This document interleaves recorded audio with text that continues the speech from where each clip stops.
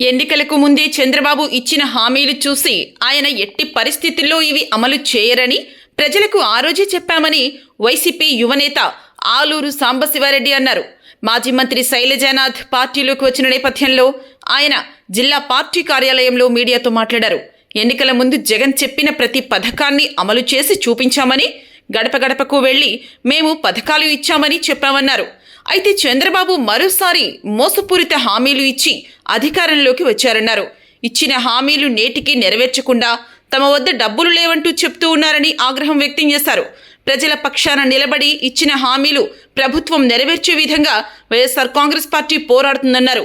జిల్లాలో గత ఎన్నికల్లో అన్ని సీట్లు కోల్పోయామని, వచ్చే ఎన్నికల్లో ఖచ్చితంగా 14 అసెంబ్లీ 2 పార్లమెంట్ స్థానాల్లో గెలుస్తామని ఆయన ధీమా వ్యక్తం చేశారు. రాజకీయాల్లో విలువలు, విశ్వసనీయత అనే పదాలు చాలా అరుదుగా వింటుంటాం. స్వాతంత్రం వచ్చిన తర్వాత ఈ దేశ చరిత్రలోనే అంటే ఎన్నికలప్పుడు ప్రజలకు ఏదైతే మాట ఇస్తామో, వాగ్దానాలు చేస్తామో వాటిని తూచా తప్పకుండా, మాట తప్పకుండా వాటిని డెలివరీ చేయాలనే ఒక అర్థవంతమైన రాజకీయాన్ని నడిపిన ఏకైక నాయకుడు ఈ దేశంలో ఎవరైనా ఉన్నారంటే అది కేవలం జగన్మోహన్ రెడ్డి గారు మాత్రమే అని చెప్పడానికి నేను చాలా గర్వపడుతున్నాను.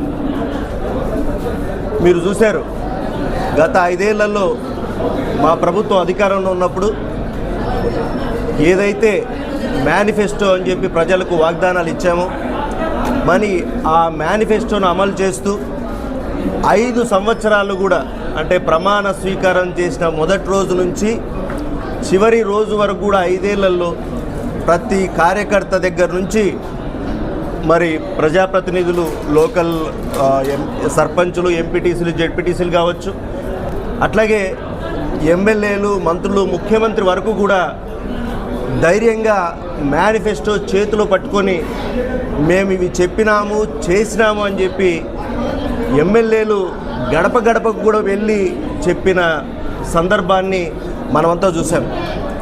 మరి ఇదే సందర్భంలో ఆ రోజు అంటే ఎలక్షన్స్కు ఒక 2-3 ఏళ్ల ముందు ఇదే చంద్రబాబు నాయుడు మరి ఈ రాష్ట్రము ఆర్థిక వ్యవస్థను దెబ్బతీస్తున్నాడు, జగన్మోహన్ రెడ్డి అప్పుల పాలు చేస్తున్నాడు, ఇది ఇట్లాగా చేసుకుంటూ పోతే ఈ సంక్షేమ కార్యక్రమాలన్నీ ఈ రాష్ట్రం మరో శ్రీలంక అయిపోతుందని మాట్లాడాడు.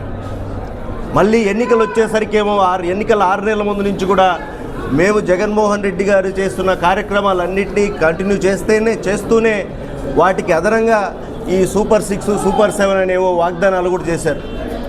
మరి ఆ రోజు కూడా జగన్మోహన్ రెడ్డి గారు కావచ్చు, లోకల్ లీడర్లు మేమంతా కావచ్చు, చాలా సందర్భాల్లో ప్రజల్ని హెచ్చరించాం.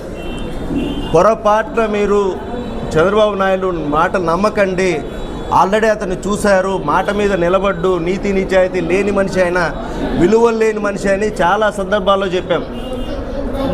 బట్ దురదృష్టవశాత్తు మరి ప్రజలు కూడా అతన్ని మళ్ళీ నమ్మారు. అంటే ఆ నమ్మకం కలిగించింది కూడా మా నాయకుడు అని మేము గర్వంగా చెప్తున్నాం. అంటే ఎవరు ముఖ్యమంత్రి అయినా ఈరోజు ఏవైతే సంక్షేమ కార్యక్రమాలు కావచ్చు, లేదా వాళ్ళకి జరిగే మంచి కావచ్చు, ఇవన్నీ కూడా కంటిన్యూ అవుతాయి. వాటికి అదనంగా చంద్రబాబు నాయుడు ముఖ్యమంత్రి అయితే సూపర్ 6 ఇవన్నీ కూడా చేస్తాడని నమ్మి ఒక 10% నమ్మి ఓటేశారు. కాబట్టి ఈరోజు మేము ప్రతిపక్షంలో కూర్చోవాల్సిన సందర్భం వచ్చింది. అయినా కూడా ఎక్కడా కూడా ఇందాకన్నా చెప్పినట్టే ఎక్కడా డీడాపలేదు. మన జిల్లాలో మరి ఎమ్మెల్యేలు, ఎంపీలు ఓడిపోయినా కూడా మరి ఆ రోజు నుంచి కూడా మరి మేమందరం కూడా గట్టిగా ధైర్యం చెప్తున్నాం కార్యకర్తలకి, లీడర్లకు కూడా. మేమంతా కూడా కేవలం జగన్మోహన్ రెడ్డి గారి సిద్ధాంతాలతో పార్టీ నడుస్తుంది. మేము కూడా ఆయన అడుగుజాడలో నడుస్తున్నాం. ఈ రాష్ట్ర ప్రజలకు మంచి జరగాలంటే ఖచ్చితంగా మళ్ళీ జగన్మోహన్ రెడ్డి గారిని ముఖ్యమంత్రిని చేసుకోవాలనే ఒక ఏకైక ఉద్దేశంతోనే ఈరోజు మేమంతా కూడా పనిచేస్తున్నాం.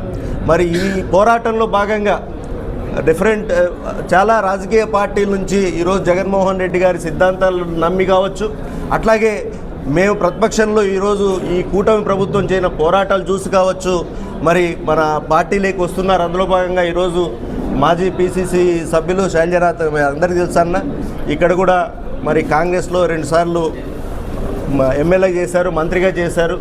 సింగనమల నియోజకవర్గం నుంచి ప్రాతినిధ్యం వహించారు.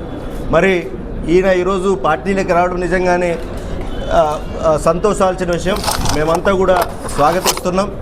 అన్నే కాదు, ఇంకా ఎవరైనా సరే మా పార్టీ సిద్ధాంతాలు నమ్మి జగన్మోహన్ రెడ్డి గారితో కలిసి ఈ కూటమి ప్రభుత్వం చేస్తున్న అరాచకాలను ఎదుర్కోవడానికి ఎవరొచ్చినా కూడా స్వాగతించడానికి సిద్ధంగా ఉన్నాం.